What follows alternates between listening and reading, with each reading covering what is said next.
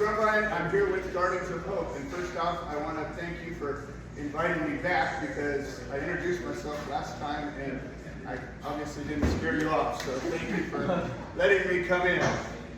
Gardens of Hope. We have a botanical garden here in Paris, or between Paris and Lake Elsinore. And we offer a service that we call therapeutic horticulture. And we're going to talk a little bit about what that is. And there's our lovely little logo, as you can see. I'm going to breeze past this part, but back in 27 years ago, I met this lady, and You picked the worst picture ever. she told me about this property that her father used to own, and we came out and looked at it. It was the most horrible Paris situation you could ever see. Old junk everywhere, dilapidated, everything was dead, it was horrible. This little wash with sand and this old wooden bridge, and I stood on top of that old wooden bridge and looked out across this pile of junk, and it shimmered, and it was golden. And I says, honey, I think this is it. And that's where it all began. A year later, after working on this property, we didn't even own it yet, but we knew we were going to buy it, so we were working on it. We got married there. And that's sort of the beginning of the story. And since that time, we have had lots of volunteers come out. We've raised children, we've mentored kids, we've had Girl Scouts and Boy Scouts come out and plant gardens, and we've done all these sort of things. In January of last year, we launched our 501c3 nonprofit and got registered and began this journey that we're here today. This is our leadership team. I'll breeze past that. Okay. So I'm just going to flash through a couple of pictures just so you can see the grounds and the activity. So we have a small farm, and it's a really small farm, but it's a permaculture demonstration. The idea of permaculture is sustainable farming. We grow in a way that does not deplete the soil. We use composting. We do water conservation. We teach people how to grow in a way that you can not have to take from the land. It gives you back as much more than it takes from you, and it's sustainable. So we grow fruit trees. We have grapes and berries, medicinal culinary herbs, drought-tolerant plants, cut flowers, and microgreens. Again, this is a group actually that I'm really proud of, and we'll talk about it a little bit, but we're just really, really tickled. We also had a stream that runs through the place. We didn't have a stream when we moved there, it was a wash, but I've been cultivating and digging and tending, and the water's been coming up, and 27 years later we have flowing water year-round now. And in a place like this, that's not easy to find. When you create an ecosystem like this, the animals come.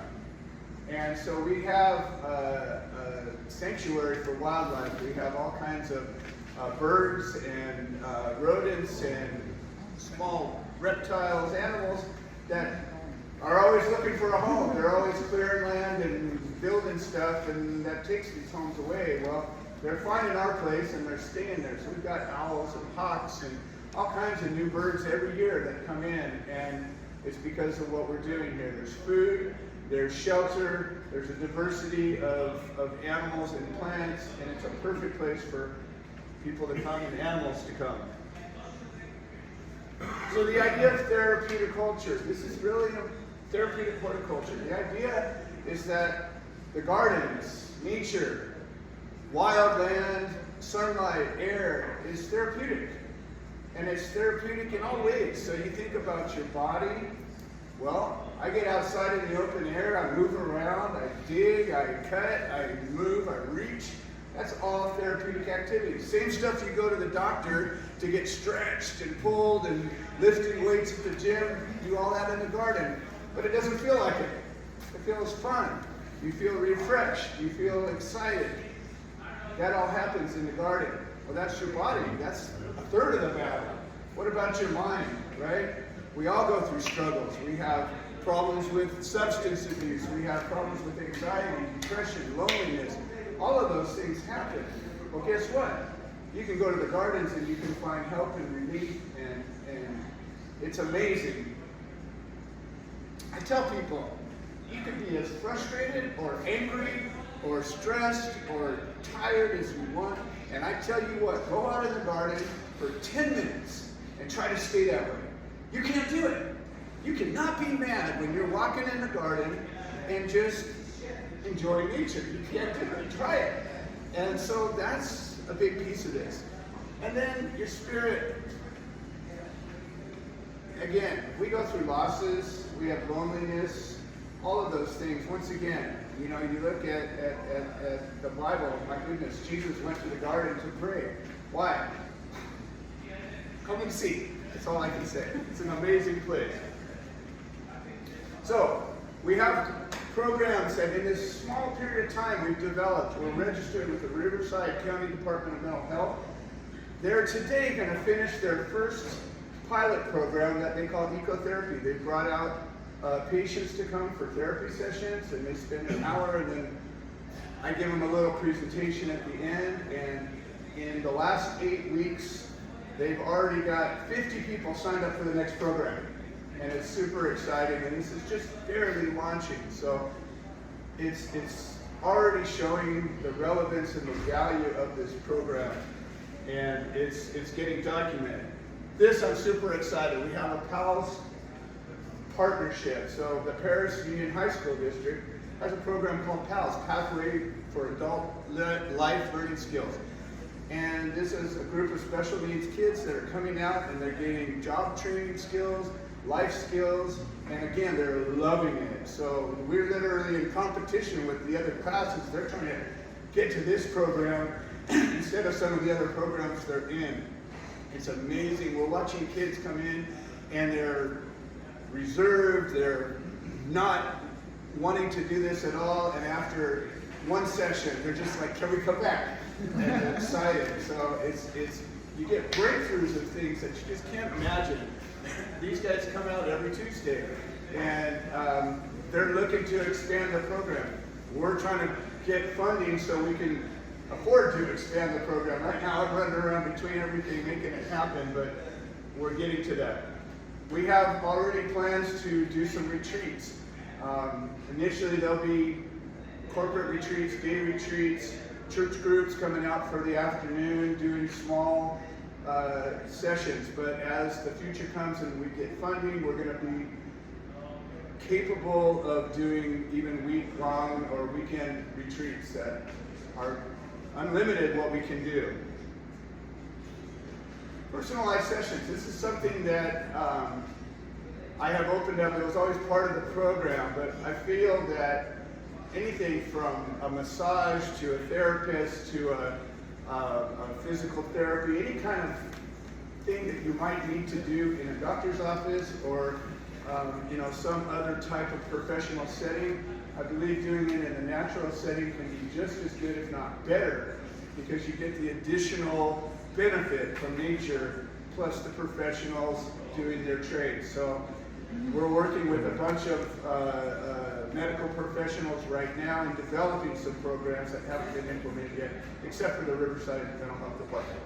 I'm super excited about that as well. Sensory garden. We're working on getting funding right now. This is going to be primarily targeting special needs kids, but it's for everybody. You know, our senses, our sight, smell, touch, taste, are how we receive information. The gardens provide a huge amount of those things.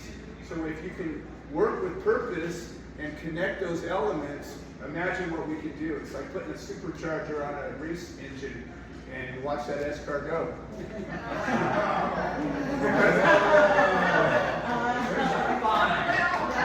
It wasn't that bad.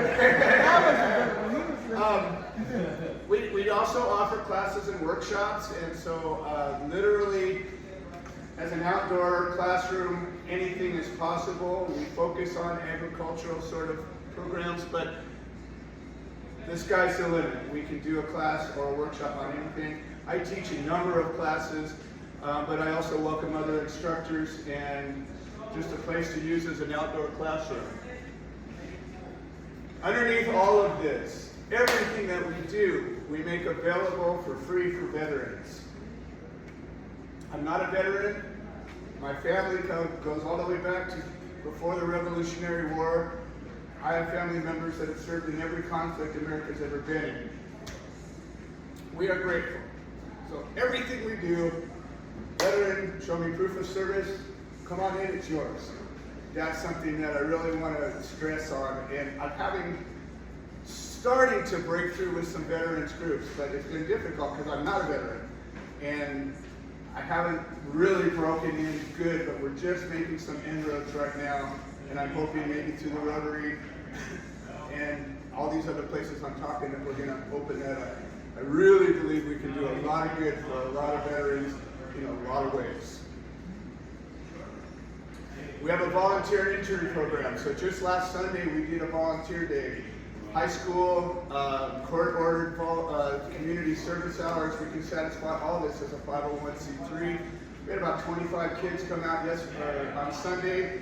Had a great time. They got to work on our little farm, and everybody had some fun, and they got their hours signed off, and life is better. So that's a big part of this program. And we can also, we just got approved through the Paris High School as, it's actually a county program, but we just launched an intern program. We're going to try to get it started before the end of the school year, but we're running up into it. But for next year, we're going to have an intern program in play. Again, these are just some pictures of, these were actually our volunteers from last Sunday that came through, people of all ages. It's another place for meetings. I don't know, maybe the Rotary Club might want to come out and do a meeting out there one time. It's a great place where you've got the place to yourself. It's like going to a park, only you don't have to worry about people jumping out of bushes and making loud noises and all that. We are open to the public by appointment, so that whoever comes, it's your place only. Imagine going to a restaurant, and every time you got to that restaurant, it was your restaurant. That's what our place is like. Microgreens. One of the crops we grow is microgreens. These are little sprouts that are nutrient-dense superfoods. We grow about 10 to 15 different types. We grow 5 primaries, and then we rotate a bunch of different ones through. This is one of our fundraising activities. People can order microgreens today, pick them up tomorrow, fresh cut, best things in the world. And even kids love them. So this is how we operate. Right now, my wife and I are carrying most of this on our back. We're starting to bring in some sponsors. I'm jumping in as a grant writer right now. We're looking to get funding. So we've applied for some grants. We get donations as a 501c3. People can donate anything from cash to property, to tools, to plants, to whatever, and we can turn that into a resource for this. The events, classes, workshops, they're all donation-based sessions and all of that. Microgreens, and then we do have some merchandise too that we use for raising some money. And that's it. I think I did it. Thank you very much. I have at our table a book that we have some postcards and a place to sign up if you want to sign up for a newsletter. You can put your information there, and thank you very much. One thank you for coming out and sharing with us. Oh, absolutely. What our club does, we have a children's book we donate to the public library in your honor. Oh, fantastic. Wow. Well, thank you very much. I appreciate it. Oh, absolutely.